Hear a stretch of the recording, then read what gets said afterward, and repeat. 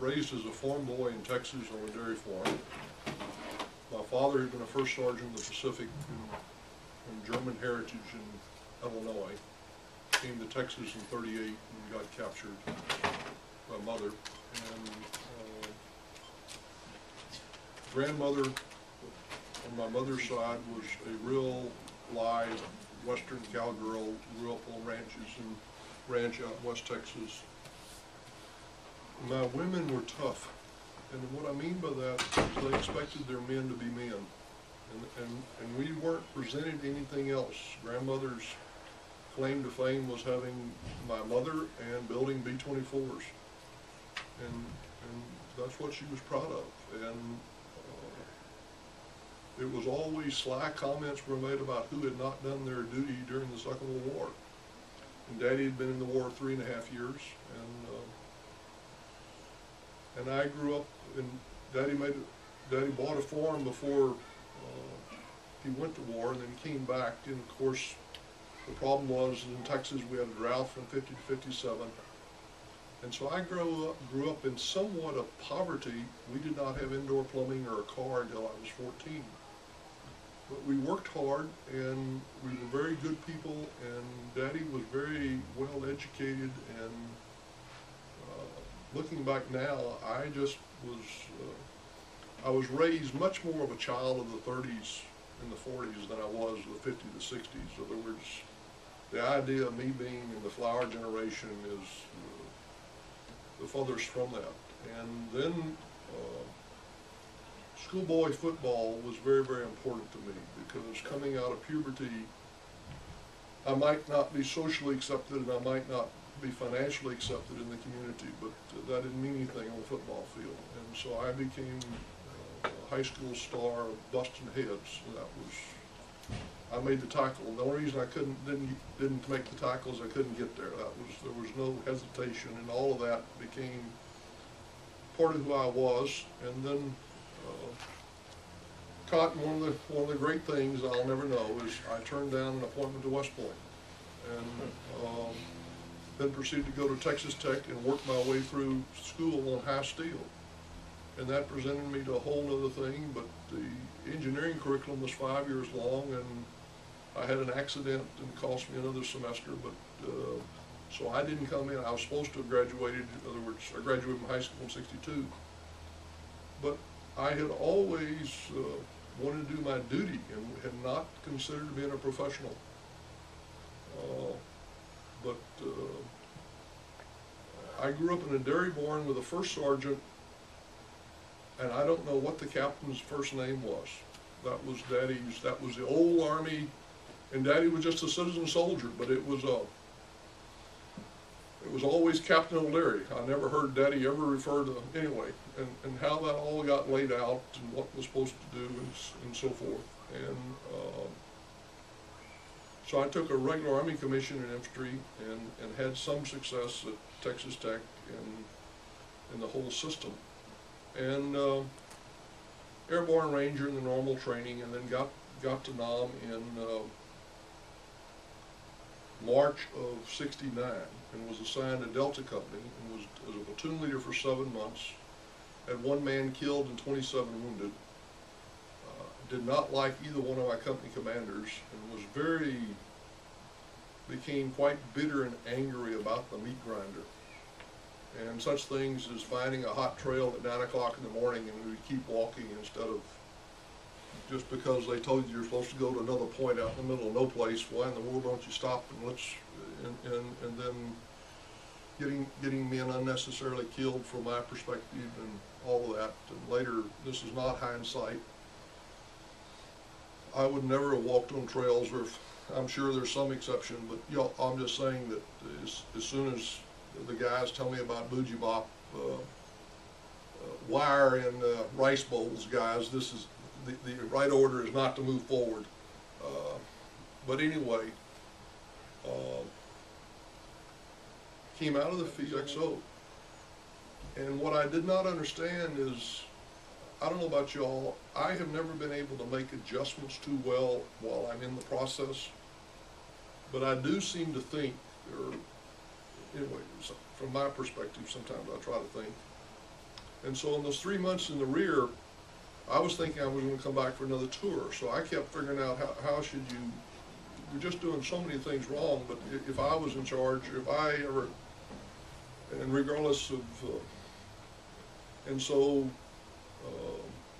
the night that you all got 38 wounded there at, with the firing the 50 cal at night and so forth, I get the call about 12 o'clock on Song Bay to come on out to Lee and take over the company. And what was the date of that? I think 15th of January. Can y'all look? Nobody was killed, but there was Everybody was wounded. look at the man killed. I think there was a man killed. Your point man was killed on the 14th, and you all had not been in much contact in the previous January, December. Is that correct for you guys that were there? It seemed like we were always in contact then, but Jan took over right after that camping. They pulled him out. You'd had one that was relieved, and then the captain got wounded in that about 15 January 70. And the issue is all of you guys that had done so much fighting back between December and April, when I got there, there was 60 or 70 guys that had never been in a successful fight. In other words, their idea of getting 38 wounded tonight doesn't do too much for producing warriors. And so I sized up the company for 4 days as the XO, and the battalion commander came to me, and I won't tell you the full story, but blew smoke up my butt and said he wanted me to take command of the company. And I was still a first lieutenant, and I'd married 33 days prior to going to Nam, and that was somewhat, and I should have been killed about 4 times. I was not wounded, but on at least 4 occasions, this deal of why do you decide to move from one side of the anthill to the other? Mm-hmm.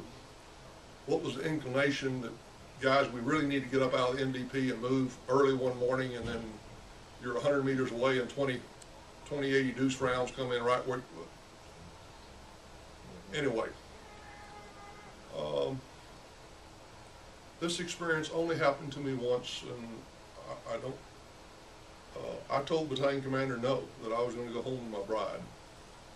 And that night, I had a trance or a prayer or something, and I argued with God. And at first I told him about my wife, and he informed me that she was doing fine before I came along, and he was quite capable of taking care of her.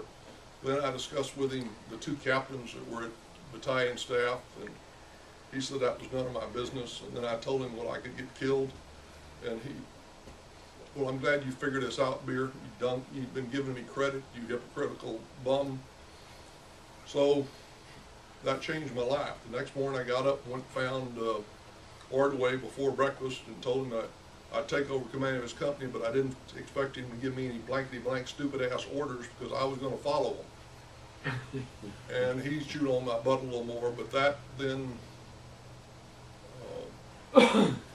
we went out and had about 3 weeks of no contact, and then we had this R&R, and then on my wedding anniversary we flew back out into the strip down there by Lee, and then late that evening got put up into Blanchard, and then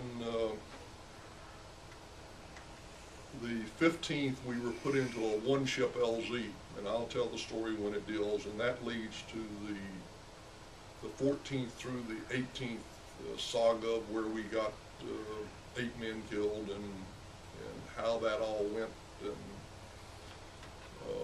from my perspective, the troops did not do well the first 2 days, and the 3rd day they gelled, and the 4th day we had real difficulty, but I'll tell you, the men thought they'd done well, and they started, and out of that, I'll share with you this afternoon, 3 indirect compliments by different people led me later to believe that I was probably a better warrior than I was engineer, and so I decided to be a professional, and stayed in the Army for for 26 years, and because of my engineering background and tactics and so forth, I got involved with Bradley fighting vehicles and got to be the XO of the 1st Bradley Fighting Vehicle Battalion in '83 at Hood, and then commanded one in Germany. And then after the War College, came back and got involved in combat developments and worked for 5.5 years on Javelin missile system, which came into the system in '96. During Desert Shield, Desert Storm, I was working an extremely highly classified program with Israel, Raphael in Israel.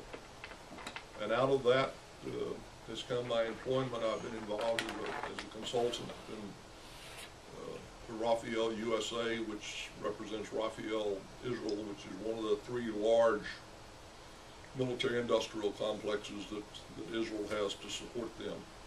And then also have been a contractor with Redstone Technical Test Center. Now just Red Test Center, but all based on that deal. I 3 daughters, 40 to 33, 6 grandchildren. One of my grandchildren is an adopted little Russian girl that, after 7 years in Germany, I figure that is the spoils of war, and I'm certainly richer for it. I have been a Bible teacher for the last 42 years, and last 3 years ago I went out as a missionary to Fort Benning to try to support the chaplains, and find that our Army has changed very, very drastically, and I'm sorry to say in many ways I don't think for the better.